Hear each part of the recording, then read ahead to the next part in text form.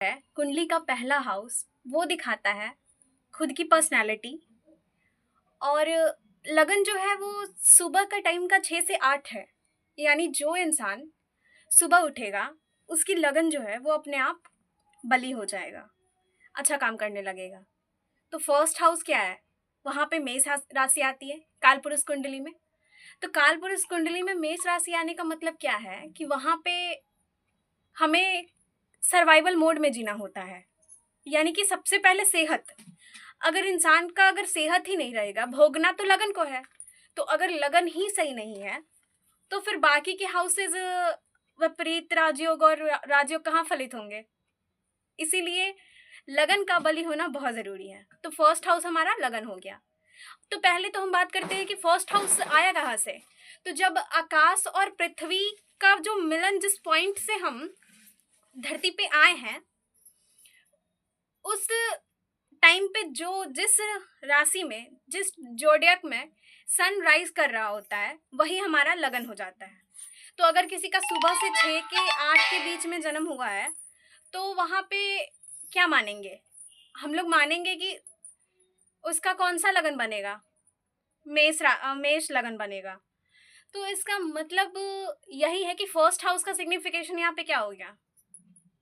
यही हो गया, अपने हेल्थ पे ध्यान देना है। भावचक्र का जो पहला जो राशि है वो मेष राशि है, और मेष राशि हमारे इनिशिएशन को दिखाता है, सर्वाइवल को दिखाता है, जन्म को दिखाता है, उत्पत्ति को दिखाता है। फिर हम बात करते हैं अब दूसरे भाव के बारे में। तो कुंडली का दूसरा भाव दिखाएगा सस्टेनेंस का। तो जब बच्चा जब जन्म लेता है तो उसको सबसे पहले क्या मिलता है? परिवार मिलता है, फैमिली मिलता है। और सस्टेनेंस यानी चीजों को वो कैसे चला पाएगा। अकेले तो सर्वाइवल करना बहुत आसान बात है, लेकिन जब जैसे ही हम दूसरे भाव में आएंगे तो कुंडली का दूसरा भाव दिखाता है कि हमें संस्कार, अपब्रिंगिंग किस हालत में हुई है। और जो भी स्टडीज हमारे जो बचपन में होता है स्टार्टिंग की, तो वो स्टडीज हमें सेकंड हाउस से ही पता चलेगा कि उसकी कैसी परवरिश हुई है। तो बच्चे ने कैसा फैमिली को किस तरीके से फेस किया है, उसकी बोलचाल का ढंग। तो इसीलिए जब हम बोलते हैं तो सबसे पहले हमें पता चल जाता है ना कि इसका संस्कार कैसा है। जब हम बोलते हैं तो वो पूरे खानदान के बारे में पता चलता है। इसीलिए वाणी का उपयोग बहुत ही सोच समझ कर करना चाहिए, क्योंकि जब भी हम सेकंड हाउस को खराब करेंगे, रिश्ते आजकल सस्टेन क्यों नहीं करते? किसी ने सोचा है?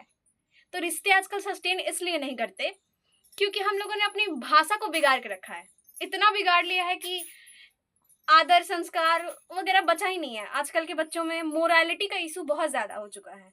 अपनी फैमिली वैल्यूज को समझते नहीं है, रिचुअल क्या होते आ रहा है उनको पता नहीं है। तो सेकंड हाउस में ही कुल देवी देवता का जो भी दोष होता है वो सब हम सेकंड हाउस से देखेंगे। कुंडली के सेकंड हाउस से जब एफ्लिक्टेड हो तो नेटिव को पैसे का प्रॉब्लम, फूड प्रॉब्लम, जो लोग घर में बहुत ज्यादा कमियां निकालते हैं ना कि खाने में नमक ज्यादा है, ये है वो है, उनका सेकंड हाउस अफ्लिक्टेड है। क्यों? क्योंकि आपको वो खाना मिल रहा है, फूड का सेकंड हाउस है, तो वहां पे कृतज्ञता दिखाना होगा फूड के प्रति। तो सेकंड का जब भी लॉर्ड सिक्स्थ में चला जाएगा, अफ्लिक्टेड हो जाएगा उपाच्य भाव में, तो मतलब पैसों की दिक्कत आ रही है। तो क्यों आ रही है?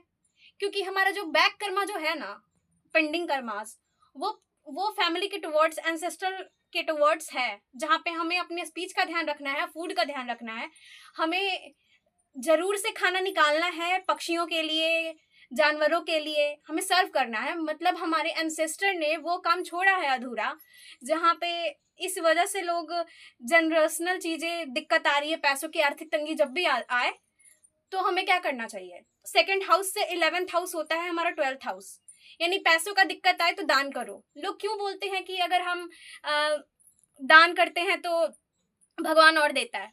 तो इसको कुंडली से ऐसे समझ सकते हैं, दूसरे से जो 12वां भाव है वो 11वां है, यानी दूसरे का लाभ हो गया वो।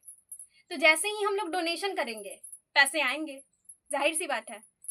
जब हम नेचर को देते हैं तो नेचर हमें उससे बहुत ज्यादा करके देती है। क्यों? क्योंकि थ्योरी ही यही है, एग्जिस्टेंस की थ्योरी ही यही है, इवोल्यूशन की। जब हम नेचर को देते हैं तो नेचर हमें और देती है। तो अगर जैसे ही आप एसेट ना बनकर लाइबिलिटी बन जाएंगे तो क्या आपको नेचर क्यों देगी वो चीज? जब आपको खुद ही कंज्यूम करना है और वेस्ट करना है,